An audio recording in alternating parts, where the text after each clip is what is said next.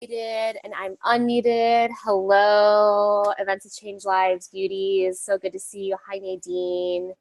Hi, Sarah. Hi, Susan. Let's see who else is here. Not you, Siri. Silly Siri thought I was saying her name. Hello, Angela. Good to see you, hon. What a great picture. Hi, Tanya. Hey, Jill. Hey, Mary. Good to see you. Oh, look at that. I get to see your gorgeous face. Hi, everyone. Welcome, Events to Change Lives. Goddesses. Let's see who else. Hey, Dorothy. It's so good to see you. Hi, Erin. Welcome, welcome. When everybody's landing, everybody's getting settled. I'm so excited to be here with each and every one of you. Okay, got a different view. Hello, who's joining us on the phone? I'm so glad everybody's making space to arrive. Hi, Danette. Good to see you. All right, everybody's landing. Love this, love this, love this.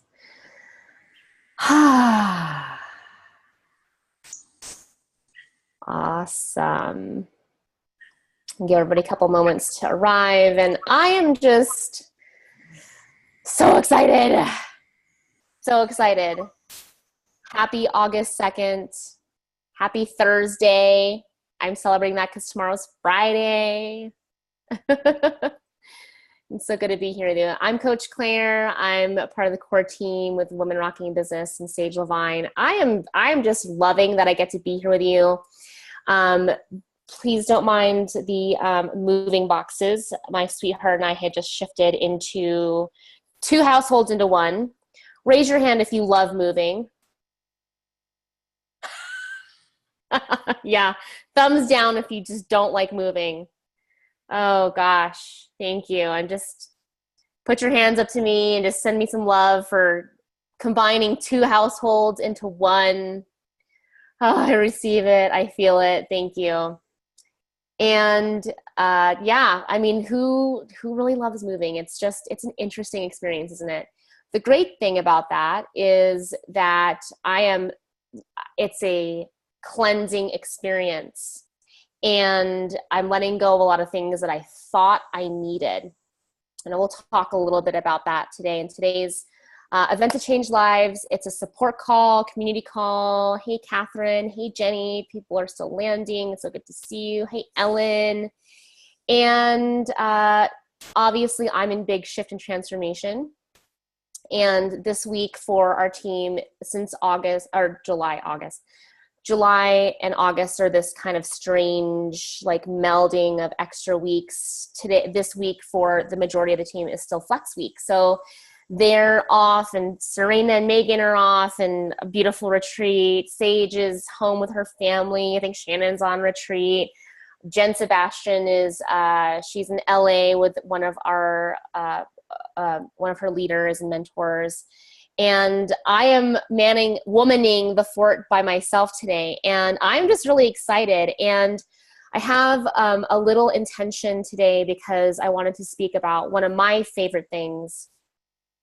And right now it's not maybe at the top of my list of favorite, but I want to talk a little bit about enrollment in the role of Events to Change Lives. Nod your head if you would just like love to hear a little bit more about enrollment. Oh yeah, I see Angela. She's like, yeah, I love enrollment. And I just wanted to, today's a support call. So if you want to go ahead and raise your hand, I think you can do that here. I'm a host, so I'm not sure, and I'm womaning it alone. Is there an option for you to raise your hand on the dashboard?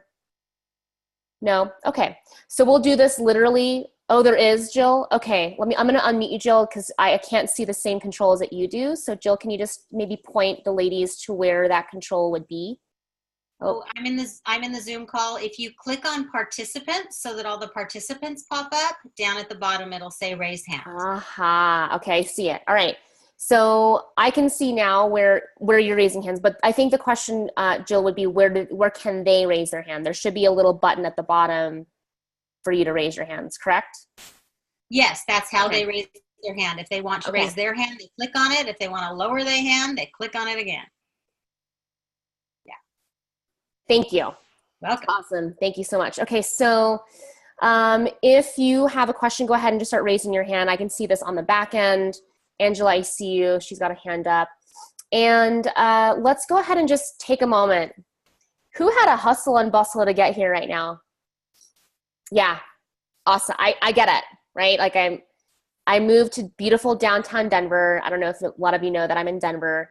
And it's like a complete shift. I've always been in a house where I could just pull up in a parking spot and like get out of my car and then like walk 5 steps to my house. And if you've ever lived downtown, it's like you walk.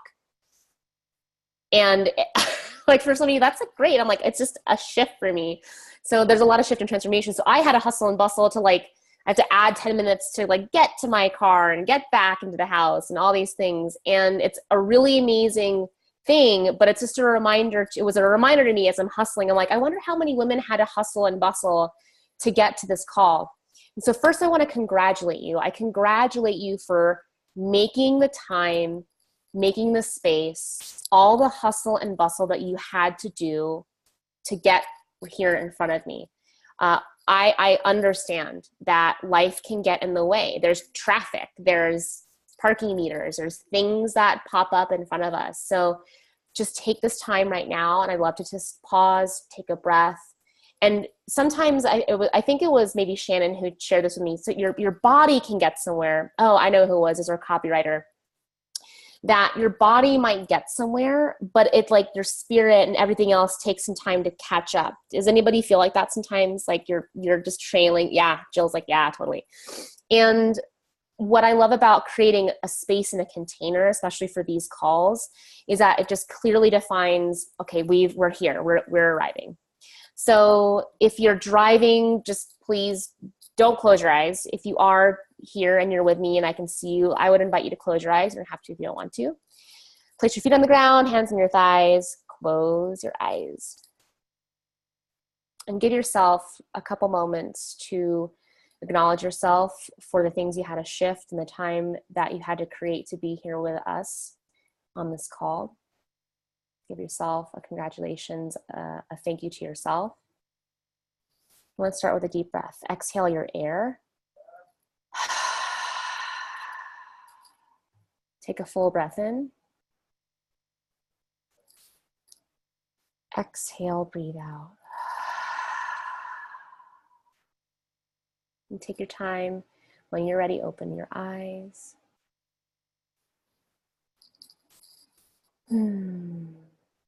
Maybe connect eyes with somebody on this call, seeing them.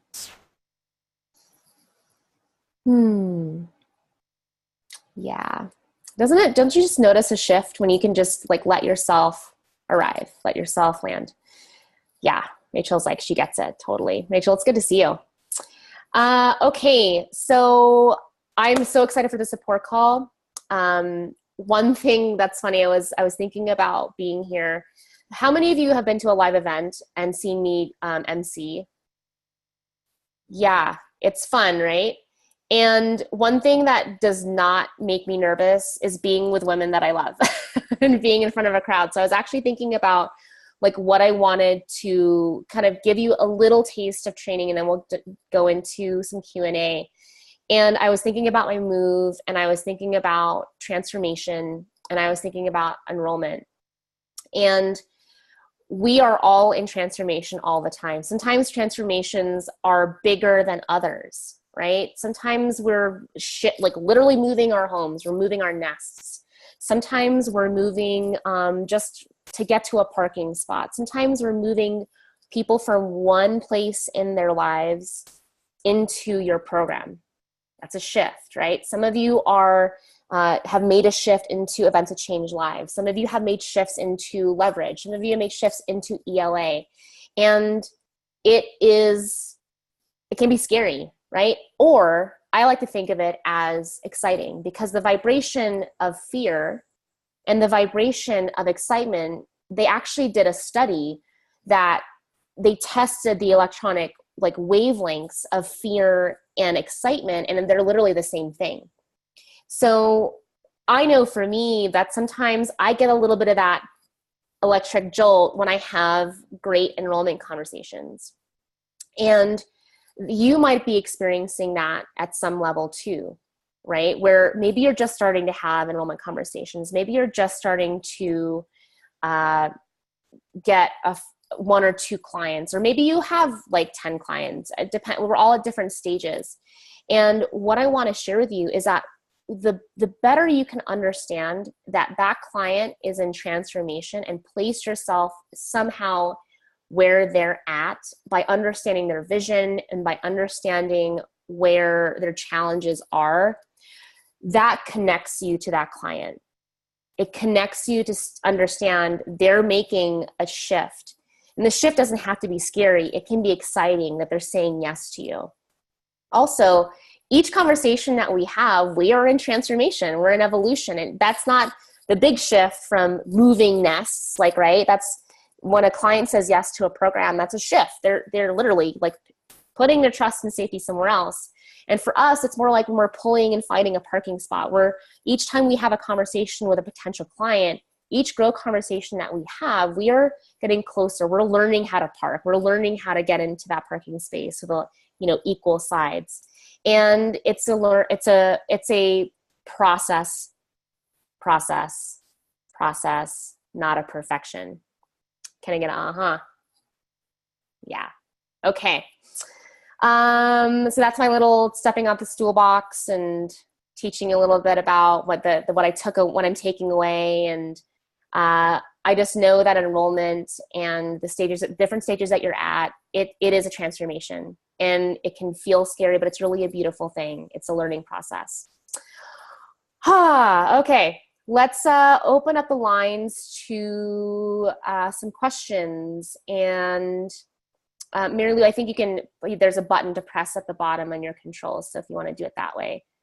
And let's go ahead and start with Angela. Angela, it's so good to see you. I'm going to unmute you, my dear, or you can unmute yourself. I'm going to empower everybody. I think we're training everybody to unmute themselves. So unmute yourself when you're ready. Good to see you. Good to see you too. So here's my guilty admission. I thought this was just a leverage call, and you kept saying events that change lives, and I had to go back and read my email. I was like, but you know what? I know I'm in exactly the same. I'm in the right place. So here's my enrollment question for you. Yeah. So I'm launching as of today my next challenge. It's starting next week. I have done phenomenal challenges. They've been great, very empowering, blah, blah, blah. What I'm not phenomenal at is the enrollment conversations after having a challenge and people being so stoked up and then getting them into the program. So can you talk a little bit about that as a shift and what it means to take a group of people who have been with you for a little bit of time and then translate that into a program? Yeah, totally. So just to give everybody some background, Angela, I'm happy to answer your question because, I'm like nerdy when it comes to like enrollment, and I want to make sure I serve you. And I'm going to keep it simple only because this might overwhelm some people. And so just so people know that Angela is in leverage. She's totally rocking it. And this is a great question though, because some of you, this is kind of similar to if I have a free talk, like how do I get them into that next step? And so for you, Angela, because you're already in leverage and like you're holding their hands for a longer period of time by having a challenge, it doesn't matter where they're at really in their process. It's about like where they want to be. Because you and I both know that even like with a challenge, there's only so much that they can get. Right? They're limited. They're not getting a deep dive with you. So when you talk to them, you want to kind of celebrate. Like I would invite you to celebrate like with the challenge. Oh my gosh, like Angela, you did so great. 100-day blah, blah, blah challenge. Like what's next for you? Right? That's the goal part. Like what's next for you? I know you've accomplished a lot. Like love them up a little bit. Like let them see how much they've come. And then ask them, well, what's next for you? That's a great question. What's next for you? Where do you see yourself? Okay. And then you could say something like, okay, well, great. I totally see that you've done the 100-day plank challenge, and like, what's in your way? Like, is that like going to really help you get the health or fitness, what you like? also to give you some everybody background, my background, my original niche was in health and wellness. So just so I tend to go back to that analogy a lot. And then you could say, okay, well, then what's in your way? Like, so you hear their vision of like, okay, well, I've done 100 days of planks with you. You're so amazing. And then, but I want to be able to do handstand. I don't know, like that could be something. And then you're like, what's in your way? Right. So you just have to up level that conversation. And at this point, Angela, like they know you. And a lot of times that I see in the sales teams that I support and run, there's like this fear that, well, they've worked with me, they've gotten enough. Right? Is that kind of what comes up? Like they've worked with me a little bit, maybe they don't want more. No, I feel like they want more, especially with this challenge, because it's all about increasing your income. And all my clients have been doubling and tripling their income. So I'm giving them like 5 tools for them to learn how to do it. But then because it's about money, their fear around money comes up. And I'm not great at standing in the fire with them over time. You know, I mean, I can do it for a little bit and then I'm like, Yeah. Yeah. And I love this. And, that's funny because I went through a phase like that too. Right. And we all go through phases of, our clients are just big mirrors. When the enrollment conversation is really unique. And this is why I think I have an affinity for it, is because you're going to face all your stuff. One of my very first mentors, like, told me, like, business is a spiritual practice, but man, enrollment is like all of your shizzle is in your face. Like, you just can't help it. Then, with a lot of love, like, get curious about, like, why are you kind of like, because then what comes up for me when I hear that is like, you might be feeling like you're convincing them, which can feel icky. Like nobody wants to convince anybody to take their program. So then if you feel that way, then you have to shift that mindset of like, you're not convincing them, you're standing in the fire for them. And when they're hesitant about money, that's about fear. They're scared. At that point, they need reassurance that they're going to be able to make the money. That's why they're kind of balking at you, or like not, and I say balking like this, not like chicken bok. Like they're just like, they're like, I don't want that. Yeah. So, get when it comes to enrollment, like if I'm not doing things, I have to get really curious about myself, because I'm calling them in. We are calling them in. Absolutely. And they're trying to move you through something. So get really curious about like, where are you starting to shift from you're standing in the fire for them versus convincing them? And if they're like, well, I don't have the money, then that's a money conversation. And if you're doubling and tripling people's income, hello, who doesn't want that? Who would like to double and triple their income? Right? So they're just feeling unsure. And they're feeling unsure about either themselves or about that they can do it. Because you have the proof and the evidence, or the program, right? And so that you know how to handle those. Mm-hmm. Okay? Thank you. That's very helpful. I'll remember the mirror part of it and just like, yes. Yeah. Remember the mirror part of it. Totally. Thanks, Angela. Thank you so much. Yeah. And then I'm grateful that Angela said that she was aware of the mirror part of it. And this is why business is a spiritual practice, because it's just reflecting back to us our own stuff. And it's really easy to be like, that client sucks. That client doesn't have them. It's easy to point the finger and step into victimhood of like, this is not about me. But what we really encourage for you is to take a stand for yourself of like, I know I can double or triple people's income.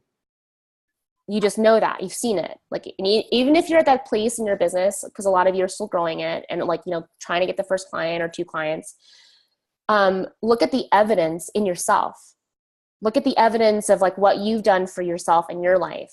Stand in that. If you're just like kind of wobbly still, stand in the evidence if you've seen it help you. That's all you need. You just need to be one step ahead of your clients.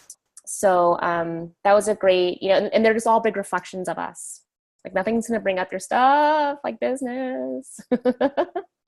Okay. Let me see here. Who would be next? All right. Miss Dorothy. I'll let you unmute yourself. Hello, Dorothy. Hi. How are you this morning? I am so great. How are you? Good. My question is, I'm actually just getting started out of the gate. So I need to grow a following and gather emails. So I actually had a coaching call with Sage, and I was told to put together my free gifts and things like that. And I'm joining her program next year. So I put together the free programs and stuff. I'll be putting that on this MailChimp. I'll be doing that next week.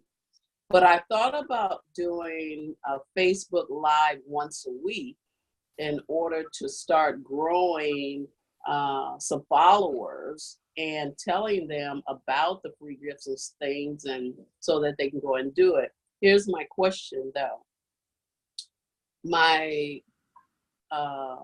I'm talking to women about midlife, reinventing themselves in midlife. That's what I want to talk about. So I thought about talking to them about tomorrow about at what age do you stop caring? And what is it that you've stopped caring about? So I just need your input. What do you think? So, and I love that. I love that. I love that you're helping women in midlife. I mean, there's a huge need. Who's a woman in midlife and like, I need some support, like things are melting down. Yeah. There's like a whole, I mean, it's a really super hot niche. And then my question, Dorothy, like, I just want to get a little bit more of an understanding from where you're coming from. Have you supported women before? Yeah. Okay. I was in one of, I've done that before. Okay, great. So I was over a women's ministry for about 7 years, and I was like a counselor. So yeah. Okay, great. So here's one juicy tip that I want to give you to help you see if it's really juicy. So I'm not quite in your target niche. I'm not quite there. But this is great for everybody, just to make sure that your marketing is super hot. Take those like snippets and ask your previous clients, because they've already said previous clients, they're wonderful. They're a fountain of knowledge and resource because they've said yes to you. Mm-hmm. Right? They've said yes to you. Like and if you like them, then even better, because you want to attract the same, like your avatar, your ideal client all the time.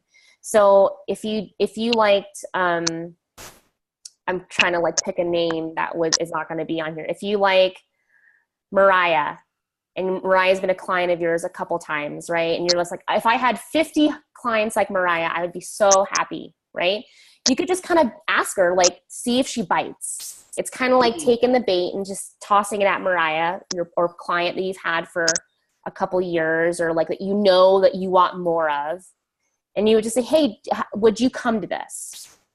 And that serves two purposes. You can say, hey, would you come to this? And it's like, first of all, you're inviting her. Second of all, because people who say yes to you, they are what we call warm leads. Like they're already primed to say yes to you again, right?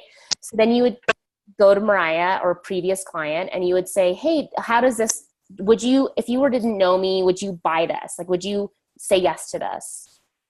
And then she'll give you a thumbs up or like or a thumbs down. Like she'll tell you.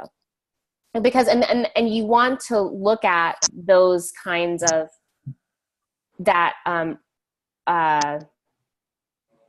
approval, I guess, would be like are they leaning into it, right? That's another kind of marketing strategy, like we refer to, is like, are they like, ooh, yeah, I want that, or they that'll tell you a lot about that. So I would recommend that.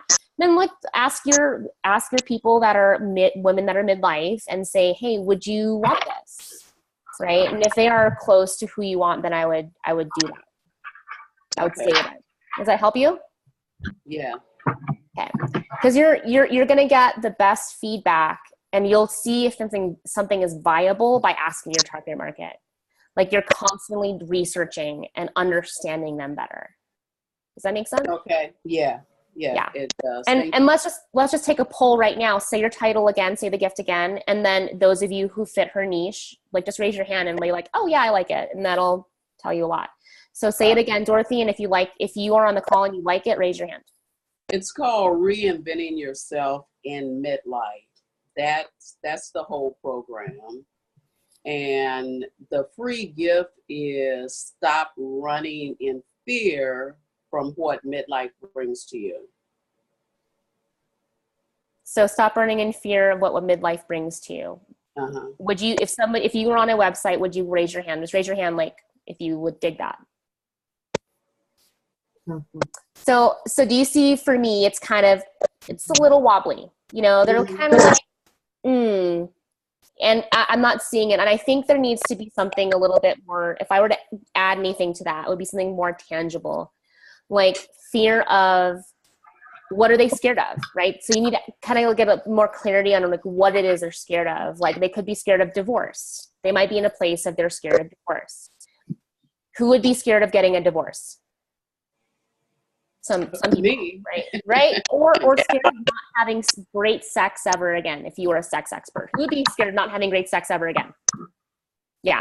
See that, and so it depends on what you're providing. Like it depends on like where your specific gift is, like what you're doing for them.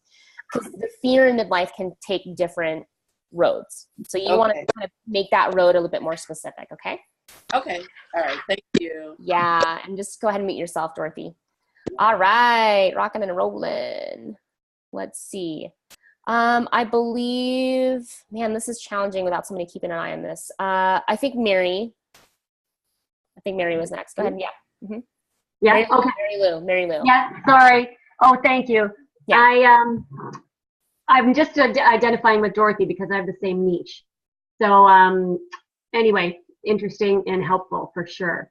I'm new as well, and I am running women's groups. So I have monthly meetings, which is good. I'm getting new clients. We had talked about giving away coupons to draw people in 40% off. So that's working. So I'm actually getting people to come, which is really exciting. But what I'm struggling with now is transformation within the group. So the women talk and they share their experiences, etc. But it's me struggling with offering, exercises or group work that is meaningful to them and that inspires them and leaves them feeling like they've taken, made a shift in their life. So I'm having a hard time with that in finding exercises or creating exercises. So I don't know if you have any advice on that area. Got it. So that's a great question. And we actually do that in our ELA program, our Entrepreneur Leadership Academy program. We have a whole retreat where we work on specifically that. So that's a great question. And so if you're asking like what kind of breakthrough exercise, is that what I'm understanding? Like what can you do with them? So one of my favorite breakthrough exercises is one where it's really simple. And actually, if you've ever been to a Women Rocking Business Live event, or we used to have a summit that we did together, and you could do something really simple as far as like the leader that I see in you is. So two women would lock eyes and they would just take a moment, and you would guide this exercise. And it's a great, like after you do the names and blah, blah, blah, like where you're from. And it's a great kind of ice, like if the icebreaker is name and where you're from, that's kind of like the appetizer. This would be like the salad. Like the salad could be something like, oh, the leader I see in you is, and they would just take each other in. You want to set up the exercise before and be like, be nice. You have to kind of set those boundaries, like be nice, and drink in this person. And then you could give them the fill in the blank of like, the leader I see in you is, the amazing mother that I see in you is, right? Something like that. That's a really simple one. Okay, so I did try to do that on my last meeting and I did it halfway through because our discussion was about why women need solid friendships. So it's a really great discussion. So then we did that exercise and it was okay, but it almost felt like they didn't know what to do. Like I was explaining it. Mm-hmm. And so then I wonder how that comes back on me, right? Because they veered off into all the kinds of other things and I had to bring them back. Totally. So that's a great question. I'm glad you tried it on and it didn't work. And then, because this is alchemy through action. Mm-hmm. Like, I teach yoga and sometimes I'll teach a class and I'm like, well, that didn't work. Or I'll like say something and I'll be like, right foot 2 inches to the right. And then I'll look back and I'm like, well, that didn't work, And so it's like, it's have fun with it. Like you're just figuring it out. So the other recommendation, I'm glad you said that, Mary, because I want to support you, is that set it up with another person first. You create Sure, do it with somebody else. Yeah. Okay. That way they can see it, they can smell it, they can taste it before you break them off and do it and run them up. Like, right? Yeah. So set up the exercise of what you're doing, why it's important, and then show them. Okay. Then questions, and then they break. Then be like, okay, do this, and then like go off, and you're like, their foot's not behind their head. What happened, right? Yeah, like that's totally what happened, because I clearly, now that you're saying all that, I did not set it up properly. Yeah. So they were lost, right? So I have to leave them. Okay. Yeah. And then, just you're learning, right? You're learning how to set it up with them and for them. And then so it's just like a pose, like you try to set up a pose, and it's like, you turn around and like, oh, that didn't work. And then you just reset, like, okay, try it again. So yeah, and this is great. This is a great learning process. So the next time you have the event, try it again. Yeah. Do the fill in the blank that's different. That's going to apply to them. Okay. Yeah. Does that help you? Very helpful. Yeah, Good. for sure.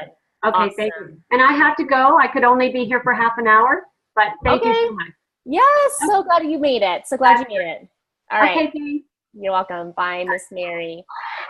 All right. Let's see. I think let's go with Miss Erin Laporto. Go ahead and unmute yourself, honey. Yeah, it's like Price is Right. Yeah, totally.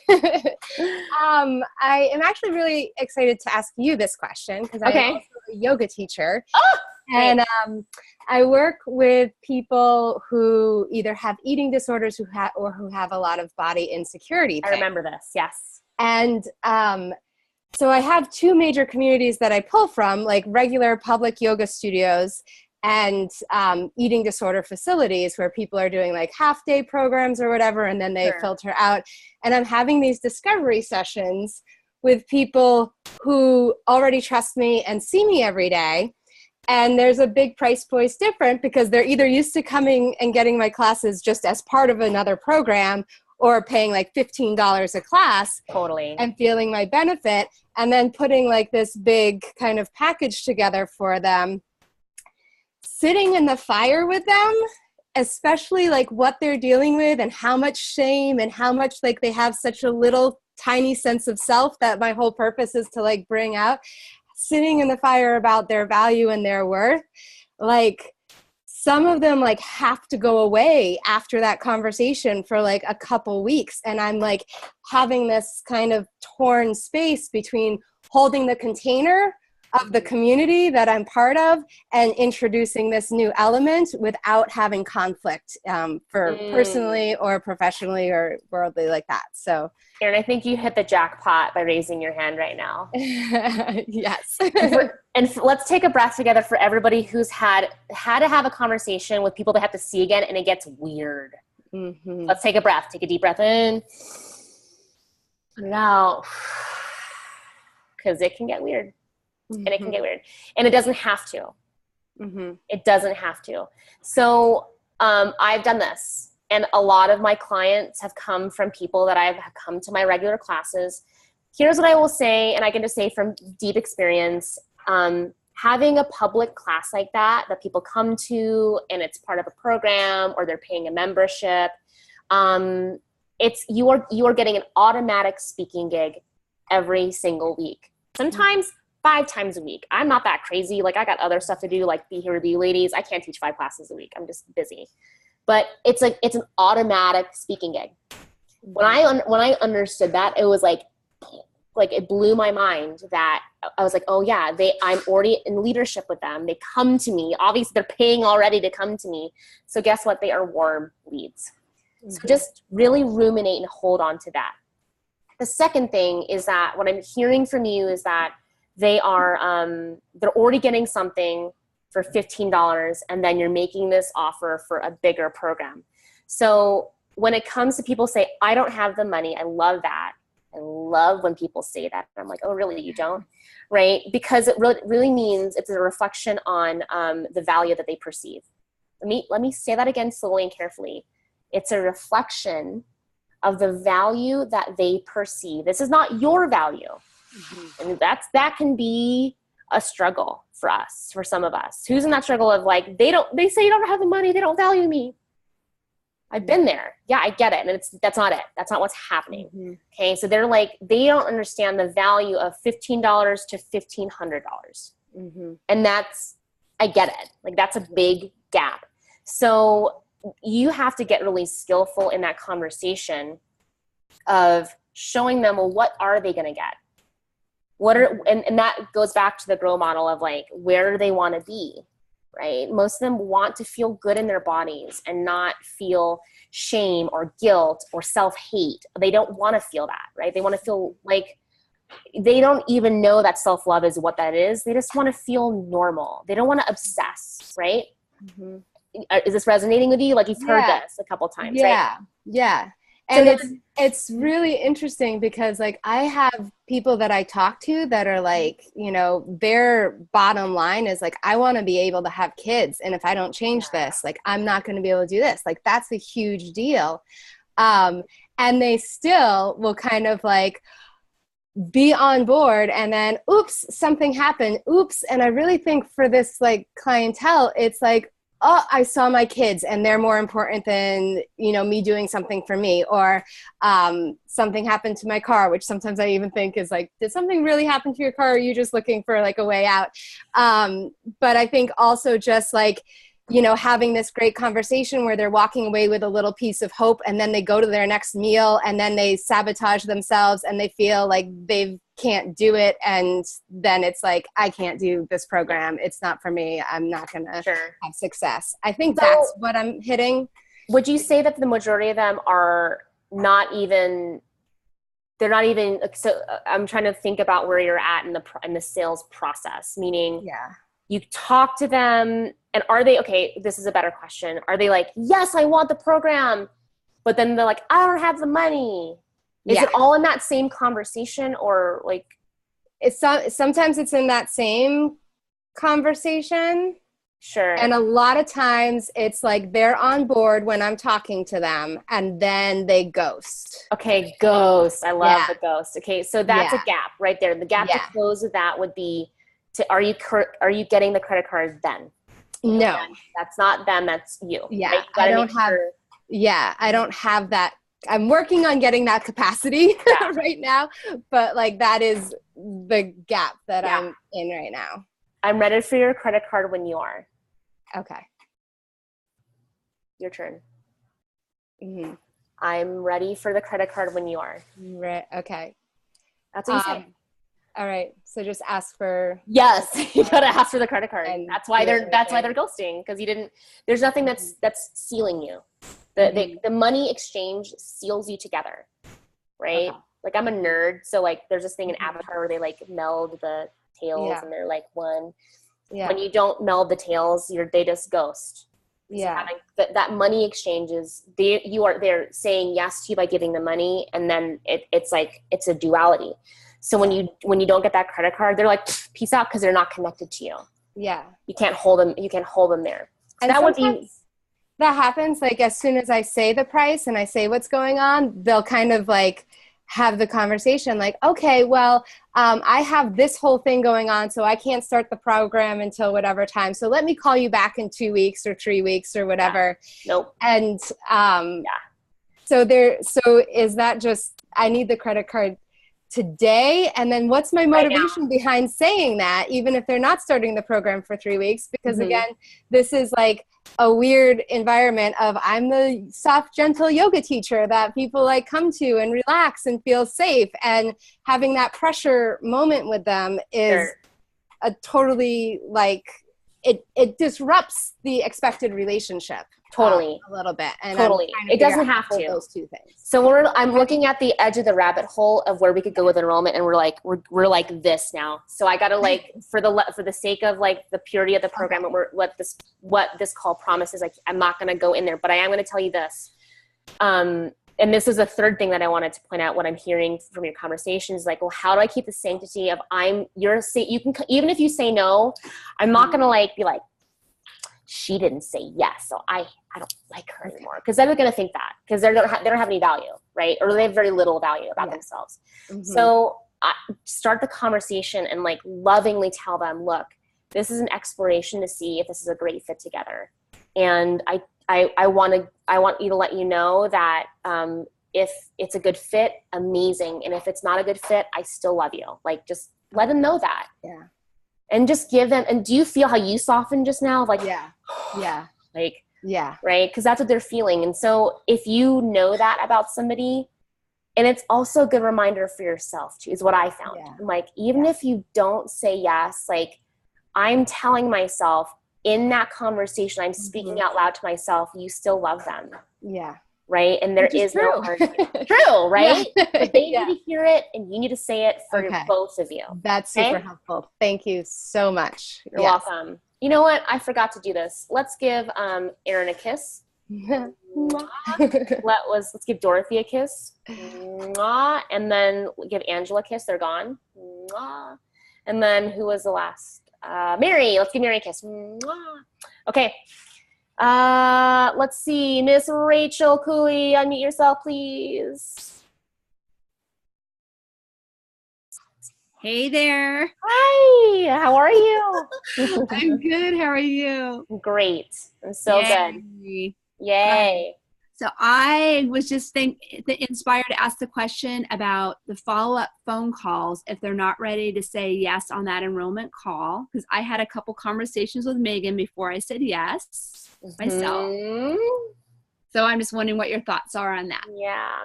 So I want everybody to say this with me, okay? The fortunes in the follow-up. The fortunes in the follow-up. Yeah, people's lips didn't move. The fortunes in the follow-up. Follow-up. Yes, yes. The fortunes in the follow-up. It is. And this is great for you too, Erin. The fortune is in the follow-up. Like, you have, you know, sometimes, okay, let me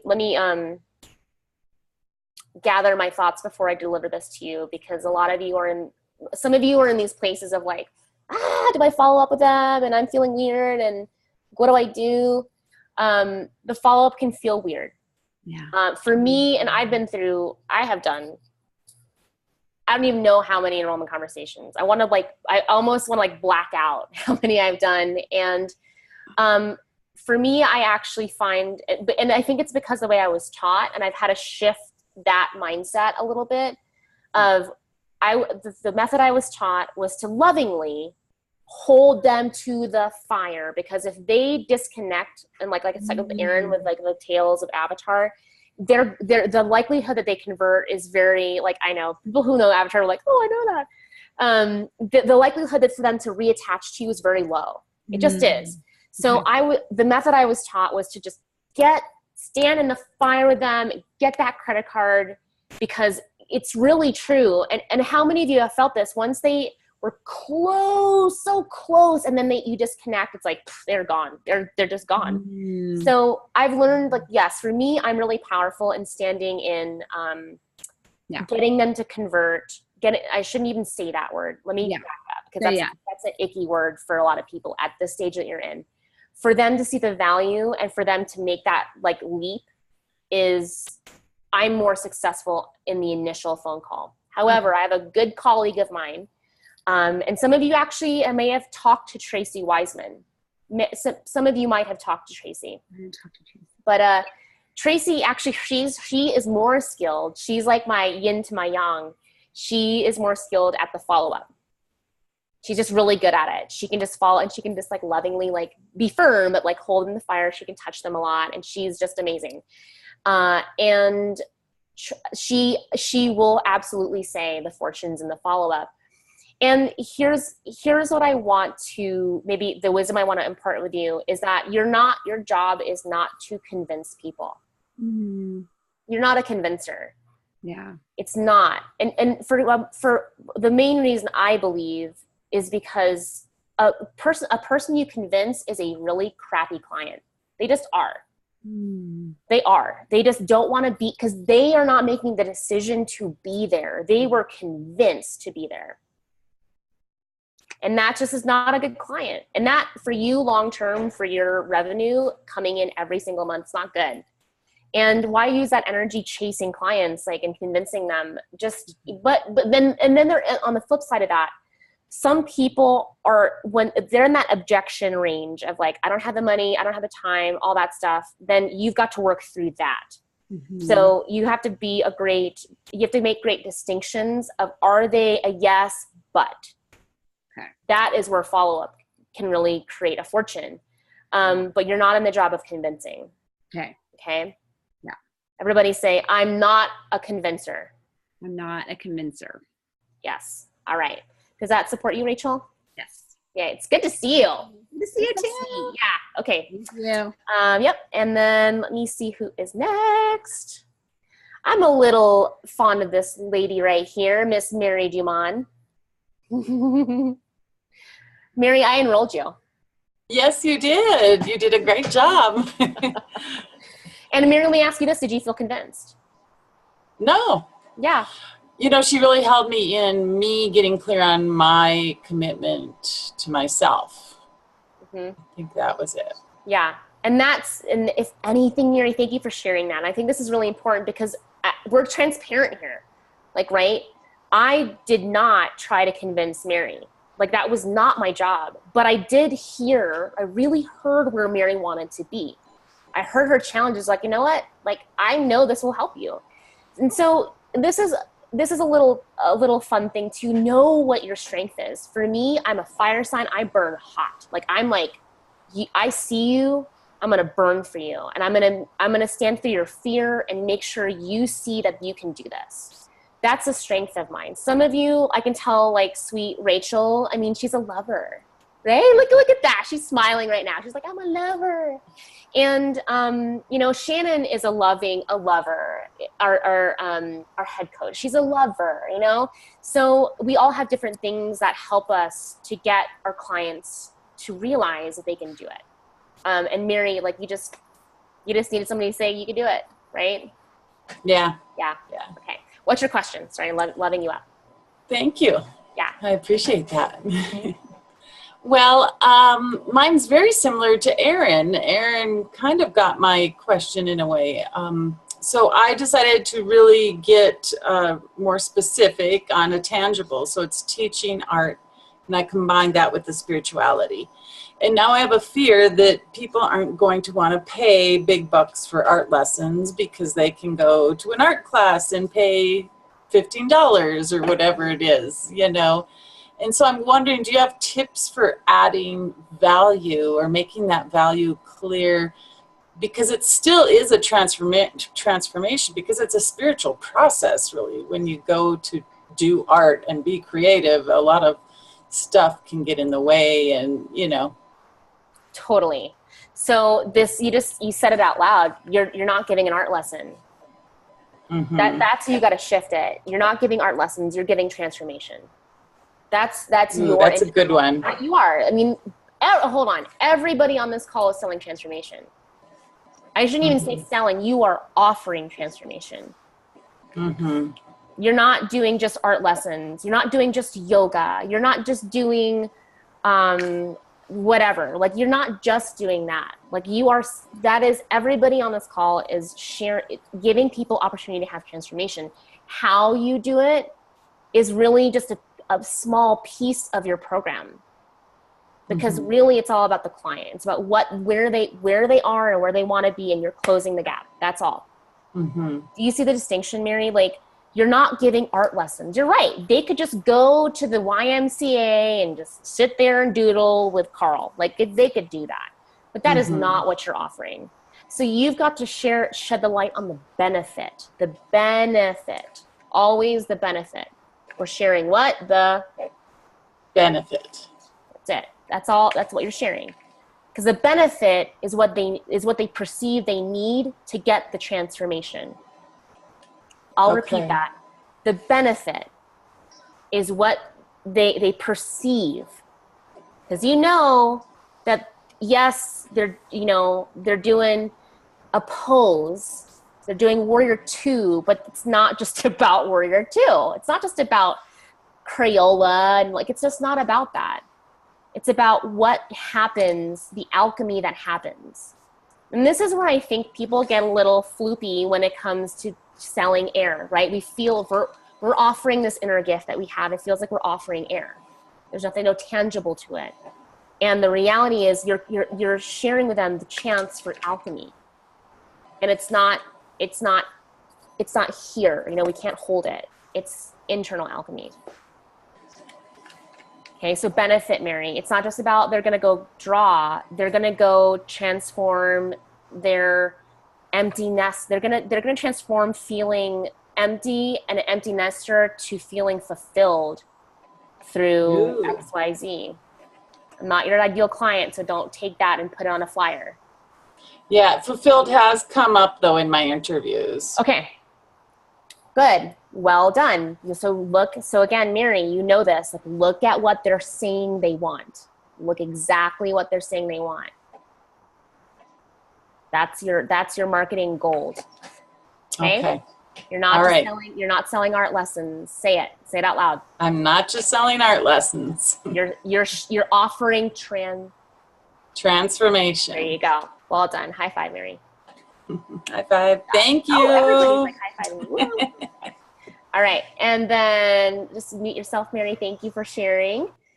Let me see this other panel. Okay, great. Wow, the lines are so full. Holy smokes. Hey, Lisa. Hey, Erin. Hey, Ava. Hey, Catherine. Hey, Sarah. Okay, Valerie. Not Siri. Sarah. Siri's like, what are you talking to me for? Let's see. Valerie. Go ahead and unmute yourself, hon. Oh, you can't. Can you unmute yourself? Hold on. We can't hear you. I gotcha. Oh, we did it at the same time. There you go. Got me? Okay. Yeah. I think Flory was ahead of me, unless Flory's okay with me going. I don't know where Flory is, but. Oh, I see her. She must have been on the other panel. There's like 2 panels of calls. So, okay. Gotcha. Flory, thank you so much, Valerie, for being an integrity of your line holder. Flory, would you like to go next?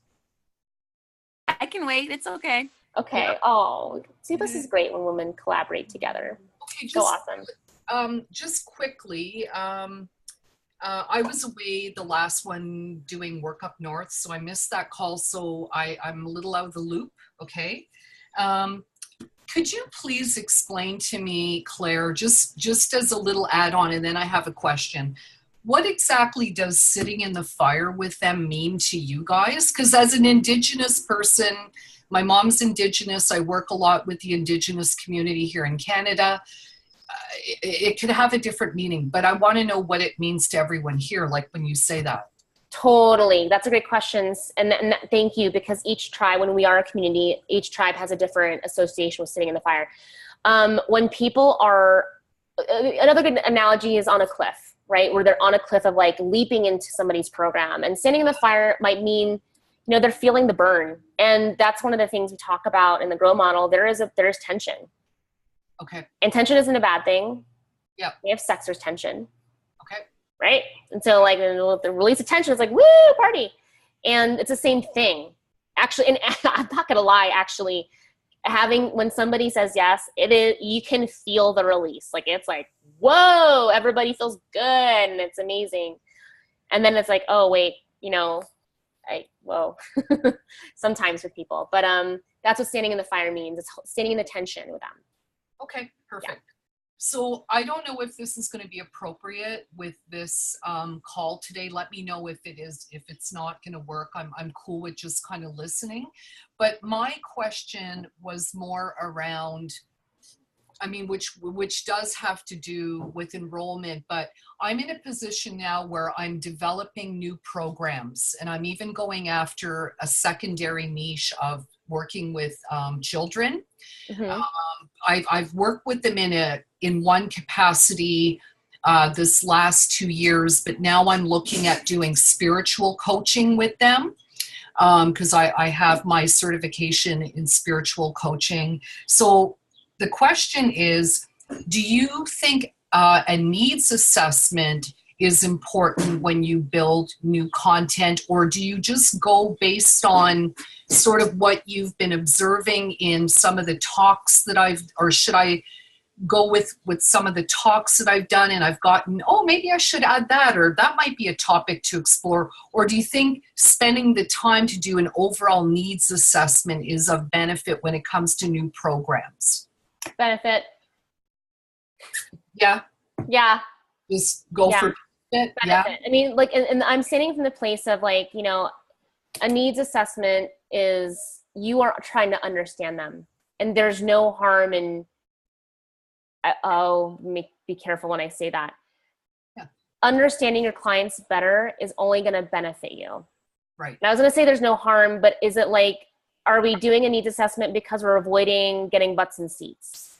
Okay. Right? Or are we doing a needs assessment because it's our sneaky way of staying in the closet and creating? So yes, I'm going to say yes, do a needs assessment, but don't make a big ordeal and like spend 20 hours in a week trying to get that. I would say to incorporate that. Okay. Incorporate it.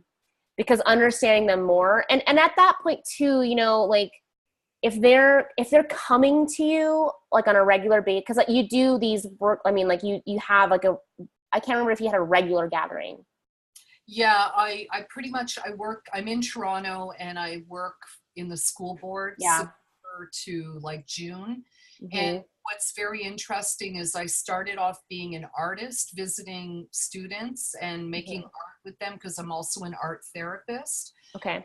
But all of a sudden this spiritual life coaching thing has just been morphing, and some of the teachers are like, you should be doing this. Now I wouldn't necessarily be doing it in the schools but I'm thinking of doing something on the side, like outside of school, maybe a camp in the summer, that kind of idea. So I'm just trying to develop programming that would meet the needs, and that's why I didn't know. Yeah.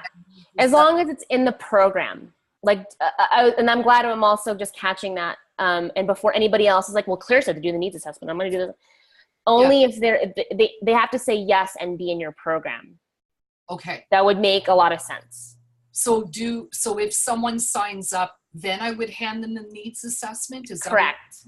Okay. You are saying yes to the program. Thank you for a credit card. And then this is your first step. We're going to do an assessment. Okay. Yeah. And that way in the assessment, you can see like what they really want, right? Like I would hate to shouldn't say that. Like I would not be pleased with the program that I said yes to, and then I'm like, I didn't get exactly what I wanted, right? Like they're going to be ultimately more happy if you know where they are and what they want, and then give them what they want. So Claire, would I have like a general idea, a concept of what that would look like? So sell that, and then let's say the parents or caregivers come to me, and then they sign up, right? Then I could have how many questions, like what would that needs assessment look like to you? Like I would assume it would not be very long. Could you give me an idea, if possible, what that could look like? I hope this isn't a long question, but. It is a long question. And it's a little bit more granular than the scope of this call. But what I would do is, I mean, it can be even generic. Like it doesn't have to be, you know, and it's your assessment. Like you get to play with it and make it your own. So that is a granular question, but I mean, the beauty of it is at this point, like, I don't even think if you Googled art assessment, I don't think anything would pull up, right? You know what I mean? Yeah. So you get to be in charge of thinking, actually, this is the better way to answer your question. Like, what do I put in it? Yeah. What do you need to know to make the program work for them? Like, what information do you need to gather and to harvest from them to make a program or the steps that would make sense to them in the assessment? Does that help you? I think so. Yeah. Okay. So with the assessment, you get to create the assessment that you would need to gather information from them that would help you with creating or tweaking your program. So just to confirm, you can have a concept without necessarily the detailed programming like day 1, day 2 agenda, but you've gotten people in the seats, right? You've got and you kind of invent it as like you're finalizing the content or the agenda as not as you're going along, but you know what I'm saying, right? Like there's no problem with doing it that way, correct? Because in the past, I've created a program. Like that's what I do now, is that I create a program and I pitch it. I say, here's a 3-day art therapy program. I send it out to the communities, and then they send back to me and book me. But I've just been wondering, now that I'm going into a different thing and adding a more spiritual element, Sure. how to do that. Yeah. So you're actually making a great distinction. I think what I'm hearing is you used to take a package and then just put it out there. Yeah. And that's what we would call upstream marketing. Okay. And now we're teaching you how to downstream.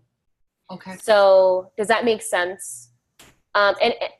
Meaning, like, especially in ELA, this is like the thing that we teach. It's like how to understand your client and give them what they want, while weaving in what you know you can do. Okay. And the assessment is going to be a great piece for you, because that's going to make it juicier. It's going to make people want to do it more, because they're going to say, okay, oh, how did she read my mind? Well, you were just listening to them because you assess them. Okay. It's just so foreign. I don't know if it's just being Canadian, No. but I just never have gone to a workshop where I've signed up and then had the person send me a needs assessment and say, well, what else would you like to learn? But you have, right? You've done that? Totally. Okay. Yep. Mm-hmm. Okay. Cool. Yeah, Yeah. Yeah. It's a wise thing to do. Okay. Okay. Thank you. Yes. Thank you, Valerie. And then, and I just want to take, I'm looking at time, and we got time, but I also want to reorient us to, this is an Events That Change Lives call. And I just want to make sure I'm hearing from people that have questions in regards to events. And I actually think of events as one big enrollment conversation, one big one to many. And that's the beauty of events, is like you're going to convert, the likelihood of converting in an event situation is so wonderful, because you're face to face with people, like you're seeing them, you're in the flesh, and like there's just something energetic that happens when you're live with people. So I just want to check in and make sure, like, who's got questions about butts and seats, who's got questions about titles, and let's take a seventh inning stretch, because I'm just like seeing the energy and just, oh yeah, I haven't done yoga today yet, and I still have boxes to unpack. And I can stretch while I do my boxes. And just move the body a little bit. Yeah. Okay. That felt good. All right. Flory, you're so kind. Flory, you are live. Yay! Hey. Hi, thank you for this opportunity. Totally. So glad you grabbed it. Yes, so I need some support around discovery sessions. Mm-hmm. Was I just guessing the flavor today? Did I read your minds about discovery sessions? What's your question? Ooh, they're challenging. I just need some troubleshooting, because I think there's something that's not quite working, whether it's my program or the way I'm doing the calls.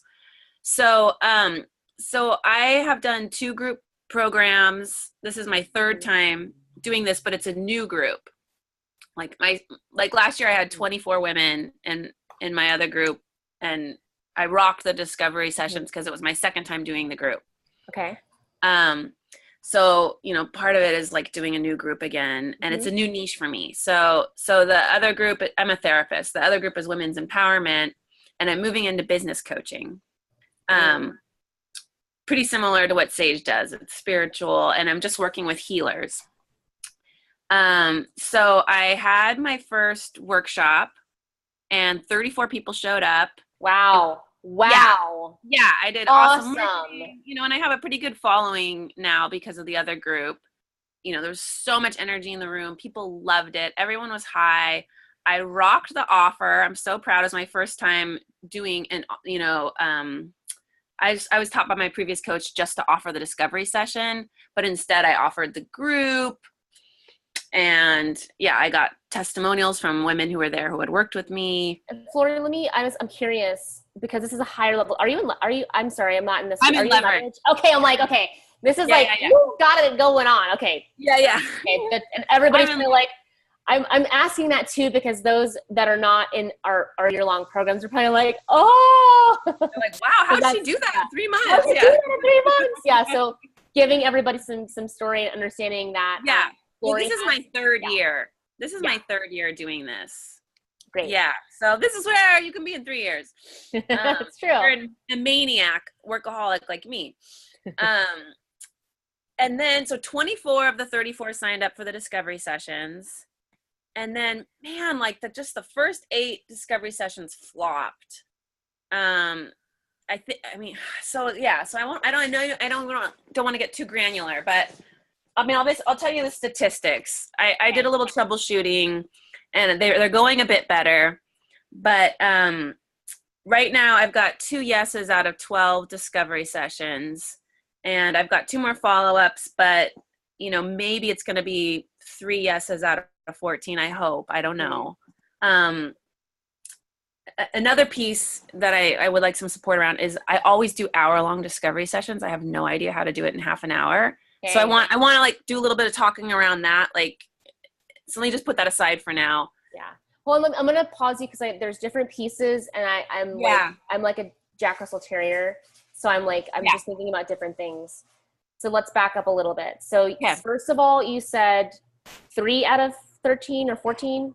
2 out of 12 is where I'm at now. I've got 2 more follow-ups, but and I think one of those is going to be a yes at least. Okay. But basically the stats are right now 2 out of 12.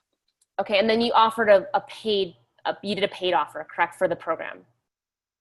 So the offer in the workshop was for the discovery session. Okay. I was in those calls. The program's $4,500. And it's a 5-month program. And I think it's also really intimidating. So it might be the program that it's like, and it's very like month 1, month 2, month 3, it's like month 1, we figure out the niche. Month 2, we figure out your transformational program. Month 3, we're doing signature talks, so it's very like, I think it's intimidating, the program. Although the people who are signing up want that. They're like, yeah, I want to launch in 5 months. But a lot of people are like, oh my God, what if I don't launch in 5 months? What if I, just want to, it's just scary. So that is a piece. I mean, it's so there's, Flory, like you and I could just run through. Ghosting me. We could run through a pasture and I could just like talk to you about this all day. So there's a couple things, and I just want to go back, like 2 out of 13 or 12. If that's actually 12, really 2 out of 12. 1 out of 6. 1 out of 6. So somebody do some math for me. Like, what is that? Like 15%? 20-ish%, right? No, 10%? Yeah. So it's actually, I would even say that that's pretty, like, it's not terrible. Like that, you're actually like really where, hold on, my sweetheart's a math teacher. 17%. And he's like, somebody help out. Yeah. And what is it? 17%. See, this is why I keep them around. And that's not terrible. That's actually pretty good. But I mean, these are also like one of the yeses, like she's been in 2 of my programs. Like this is like a super warm audience. Yeah. Okay. So then I was going to say this. So in perspective too, it's a live event, and your conversion at that point, like people that are warm, there is some adjustments and some course corrections that I'm sensing in your discovery session for sure. Because they're warm, they know you, they know, like, and trust you. And I'm also hearing you're high energy like me, like you could just go. And I notice, and I don't know this because I haven't audited one of your calls or listened in or role played with you. So I am taking a wild guess is that you might be going fast in your conversations, and like when you're laying out the program, it might be too overwhelming. They're not seeing the value because they're not repeating it back to you, I am sixth sensing this. Like I can just feel that might be where the trouble is. Because everything makes, to me, everything makes sense. You had 12 signups. That's huge. So there's something within the conversation that's going funky. Yeah. Yeah. So here's what I would recommend. I would definitely hop on the phone with either Shayna or Megan. I don't know if Leverage can sign up for sessions with ELA coaches, but that is, Shayna's my I'm coach. sensing. Yeah, I could get a session with Yeah, Shayna. get a session with her and just role play it. Because I'm just going. I'm feeling that that's might where it be. That's where it is, because you also said something about how you're laying it out, and some of them are a yes and some of them are no. So it might be pieces of your program or how you're presenting it to them that they're not connecting dots. Yeah. And that's really, and you know what, for me, and I have had many terrible enrollment conversations. That's why I'm an enrollment master, because I just have a lot of practice. I'm not, when I first started, I was terrible. I was like awful. And then I just had so much repetition. Like, I'm not even the best yogi. I am just stubborn, bullheaded, and I will just practice. Like, Erin's like laughing because it's like true. Like, I mean, I'm really good at that. And what I know when I would flop a little bit in my conversations like years ago would be at that point, because I was so either excited or so nervous. I would just run through that program and I wasn't really with them to see if it was like making sense to them. So just role play it. I would role play it, and then because then with Shayna you can kind of knock two birds with one stone. One is how is your tempo? Tempo actually really matters in an enrollment conversation. You got to match them a little bit or slow them down. And then how are you aligning things so that they see the value? Yeah. Yeah. And will you talk with me a little bit about the, trying to get down to a half an hour? Cause like, yes. I go so fast and it's like, I mean, I just did an hour follow-up call on an hour discovery session and she still wasn't ready. Yeah. You're taking too long. Yes. I think she's a yes, but it's like, what the fuck? And I like discovery sessions, but I can't, like, I want to enroll 50 women in my group program this year. I can't do that many hour-long discovery sessions. So how the hell do you keep it to a half an hour? Is it like, tell me. So I have it down to a science, literally. Okay. I really do. Like, I have it. I know myself. I know how to have a conversation, and it takes, I just give it to everybody, massive amounts of leadership. And I actually have noticed in my own statistical, like looking at the conversations that I've had that are longer than 45 minutes, they suck. They're not good. And I've actually, it was with Sage like years ago when I first started, I did a sale in 11 minutes. Wow. Yeah. And so the shorter a conversation is, it's more conducive. So I have it down when I go through the conversation. I know if I'm not at minute 21, I have it down. I'm like, I wasted too much time here. I didn't show enough leadership here. Like, I didn't get them to see their vision, where I can tell in the conversation. And truly, if I know that by the time I make the offer I better be making the offer by minute 25 to 30, depending on if they're wobbling with commitment. Like, I know my conversations. And I invite you to really get good at that. Like, set a time. Like, you can get through the rapport, through where they want to be. And I can do that in like 12 minutes. And I know, okay, if I'm not at this point by 12 minutes, I check myself. I'm like, okay, like, where am I not stepping into leadership? Am I letting them ramble? Where's my energy? Like, where are you? But for sure, like, for me, what I found is to have certain markers of like, okay, I need to be talking about challenges at this time. And if you're not making an offer, especially if you have 50 women, that's really 100 conversations. Let's just be, minimum. minimum. I mean, that would be a 50% conversion. I'm at 17 right now. Totally. So you got to have those conversations, and they can't. And you know what's magical about them too is that you lose the attachment of like, you can just get really good about, okay, like, what's your vision? What's your challenge? With a lot of love, here's what I see for you. Are you committed? No hard feelings, you know? Lose the attention. Like, they're either a yes or a no. Another half an hour is not going to change that. Another half an hour is not going to change it. It's your leadership that has to change. That's the shift. That's the shift you have to realize. And, you know, I am really skilled at it's a blessing and a curse. I'm really good at interrupting people. Like, I'm just like, hey, I just really have to make sure I say this. My best friend hates it. She's like, you interrupt me all the time. And I'm like, well, because I'm a leader. So, you know, so just recognize that. Okay. And then how often do you go over 30 minutes when you're walking through objections? Like, I mean, do you always block off an hour? Just Great. I do actually. I block off, even when we were in a sales cycle for ELA, I make sure 45 minutes but I'm like, you know, I work best under pressure. So I'm like, boom, boom, boom, boom, boom, boom, boom. And I felt like I'm not at minute 30. I'm not making an offer. I'm not working through objections. I'm on the side making an email to my next person saying, hey, I'm going to be a little late. See you then. Would you like to reschedule? Like, what's up?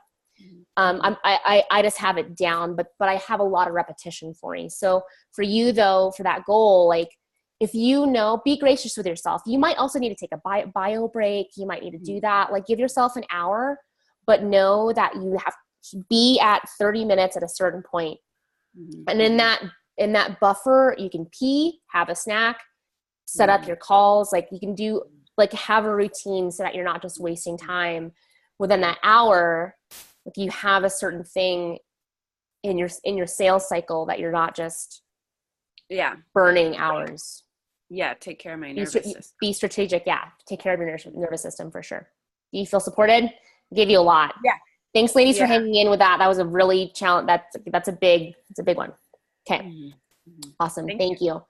Who is next? I think was it Nadine or was it Rebecca? Rebecca. Thank you, Nadine. Okay. Hi, Rebecca. Oh, I can unmute you. There you go. Can you hear me? I can.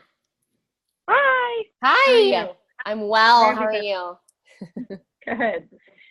So I think this is a quick question about speaking. So before I met Sage, I would always do talks and I would gather email addresses for a free gift.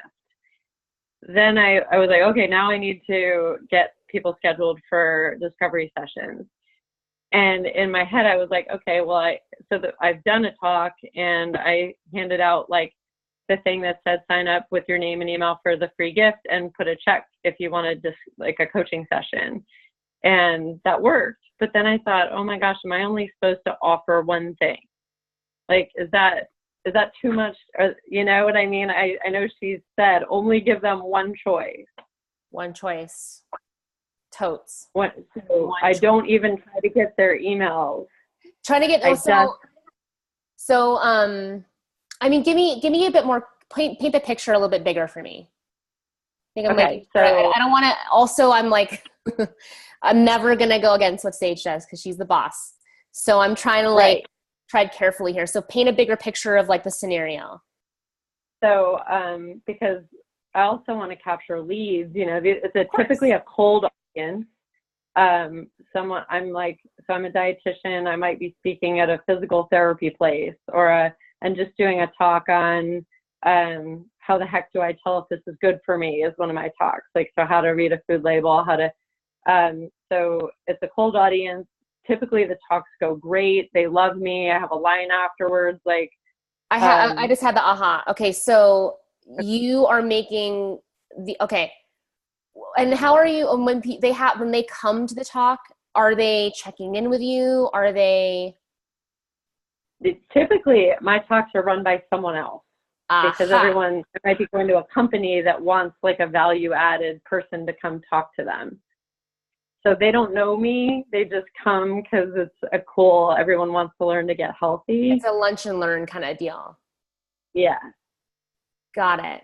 Or church or just something that they're doing like the church is doing to add value to their people. So I'm good at warming up the audience and everyone signs up for my free gift and then I get their email addresses. That's what I've always done. Yeah. So get the email at check-in. Okay. Get the email at check-in. You know, this is going to be awesome. Okay. Exactly. And you then could then you make the offer at the end. I was like I'm glad. Thank you I had to just like marinate on that for a minute. Yep. So collect email as a check-in. So you can just write their name down, write their phone number, and then, get their email. And you can even get that from the group organizer. Okay. Right? That could be something they could do ahead of time. And that way you're not collecting an email and the discovery session at the offer. Okay. At that time, like, they do need one point of focus. If you're offering a discovery session, then it's the only thing you offer. Do not offer anything else. Like, that's it. Okay. But you can collect the email as a check-in. In fact, who's been to a Women Rocking Business meetup don't we collect emails in the beginning, right? Yep. See?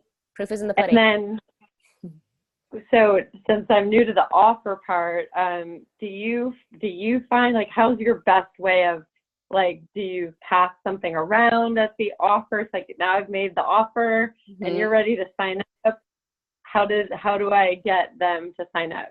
Yeah, there's two methods that I've seen done. And one is you meet them at the back of the room and say, okay, thank you so much. Like, I'm so glad you made it. It's been such an honor to be here. And I will be at the back of the room to help you sign up for that free session. I'd love to know a little bit more about you and see how I can support you. Meet you at the back of the room. The other thing was, like, don't go out without a buddy. The buddy could pass out the sign-up sheet. I actually think that takes a little bit longer. Like, you want to kind of just and every tribe is different. So, getting them to sign up. You could even pass out sheets where it's like a piece of paper, and it's like, it gives the benefit of the discovery session, and they get to put their name, number, email. So that there's different methods to do that, and you've got to find out which one works the best. I've tried all of them, and for me, it's just simpler for my brain to have people sign up at the back of the room. I also love trees, and not like anybody's like a tree hater here, but, like, saving paper, like, so there's different ways to do it. Okay. Make sense? Thank you. Yeah, you're welcome. Thanks, Rebecca. Miss Nadine. Oh, okay. There you go.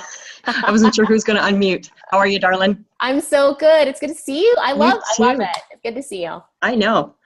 Warm up for October. Yeah. Okay, so launched Mamas on a Mission, which is supporting moms in their desire to raise awesome kids. I've micro-niched down to started with working with moms who were struggling with addiction. Mm-hmm. And because of the stigma behind that, was really having a hard time getting butts in seats. Mm-hmm. So started to go to different places. I'm worried that I'm watering down too much. And so I just kind of want to tease out. So I've gone into a few treatment and recovery centers, and that hasn't fared overly well for a couple of reasons. Either the moms aren't well sourced to be able to afford the services afterwards when they come out, or their perceptions are that they're going to receive those aftercare supports when they leave the treatment centers that they're in. Mm-hmm. So I then switched around and said, instead of using the word addiction and trying to help prior to it getting to that point, switched it to be professional moms that are struggling with their overuse of alcohol. Mm-hmm. It's still, I'm having a hard time getting people to show up. Mm-hmm. I'm actually going to say that, one thing that, and Nadine, I just want to acknowledge you. I want to acknowledge you for seeing and, like, not just out the door, like, whoa, like, it's not working. And, like, you're just staying with it. And you know what? It is the languaging that might be kind of funky and like triggering. Right. So that I would get curious about, I'm trying not to sneeze. I wish I had, like, say something like, I'm thinking really deeply about your niche and try not to sneeze. So just like if I hide it. But yeah, I mean, I think you're getting closer when you start saying professional moms, even like my ears perk up. And that, I mean, you've got to see here's the deal, Nadine, you got to see how they're identifying. And if, and I'll just be completely vulnerable and honest. Like when one of the biggest things when I was a teenager, and like there was this big confrontation with me and my therapist, my mom, about like me saying out loud that I was bulimic. It was like a big deal. Yeah. Right. And there was a lot, I felt a lot. I mean, like they thought they were doing this amazing thing. It was like this thing of shame and like, Absolutely. how dare I? And like, it just was crushing. Right. And so it's how you even saying the words, like if they are not in that place of saying that they're in addiction, then that might not be the best marketable thing that they would feel safe saying, you know?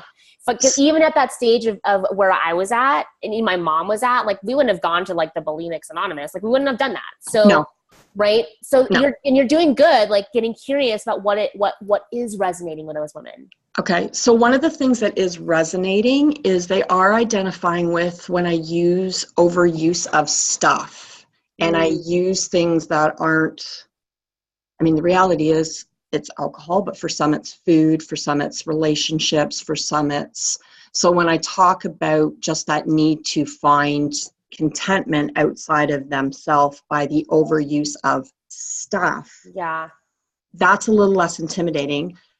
Am I getting too hung up on this whole thing of having to be like really, really specific, or should I just be more concerned about people being willing to listen to and engage in based on what they're comfortable hearing through the marketing? I just feel like I'm watering down and watering down and watering down.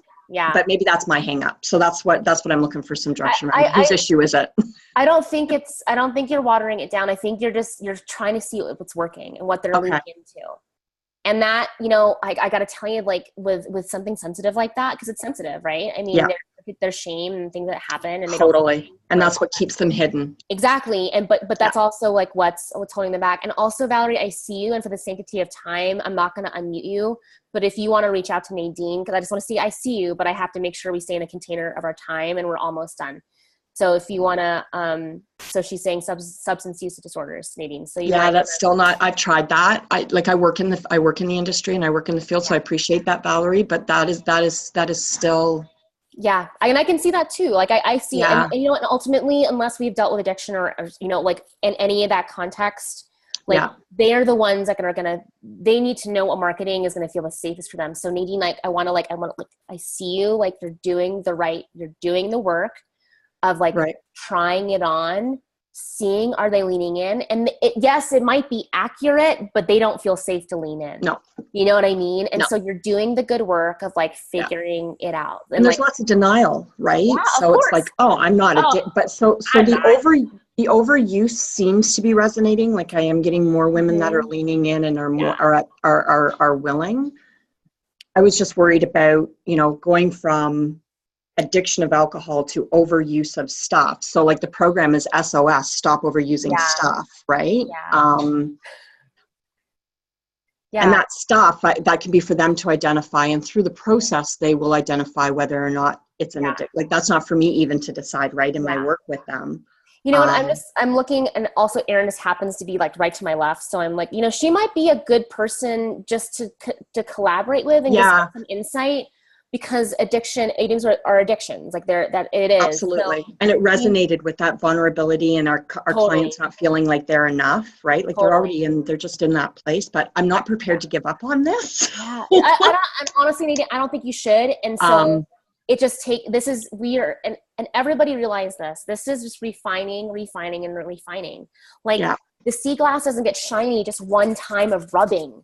Or one day of rubbing. It takes some time to get it smoothed out and like figured out. So Erin and Nadine, you guys, you're also, by the way, like on opposite sides of my right and left. So like I'm doing this and you're like, what is Claire doing? And I'm like, no, you're actually right next to each other, but connect with each other. So Erin Laporto and then Nadine Carey, you can connect on Facebook and get that going. Perfect. Do you feel supported? Yes. Thank you. I just needed to make sure that I wasn't watering down too much. Keep fighting the good fight. You're not watering, and I want to change the language on that for you. You're not watering it down. You're seeing what's working and what's more marketable. Okay. That's what you're doing. Like, okay. Thanks, darling. Keep going back to them. Okay. Awesome. Man, thank you. Thank you. I am on time. Woo! I am so proud of, I'm on time. We are good. I don't know about you, but I had a blast with you today. Like I totally, like Rebecca, Rachel, Erin, Nadine, Valerie, Trisha, Lydia, Tisha, Dorothy, Jill, Lisa, Kristen, Carol, Sarah, Mary. I loved being here with each and every one of you. Like, what a treat. I want to unmute the lines. Actually, I can't unmute the line. You have to unmute yourself. And let's give a big wahoo. And congratulations and happy Thursday. 1, 2, 3. Woohoo! Hi, ladies. Thank you so much. You rock. Keep fighting the good fight. Love you, ladies, so much. Thank you, Claire. Bye-bye. You're welcome. Bye, Claire. Have a good one. Hey, everybody. Bye. Bye.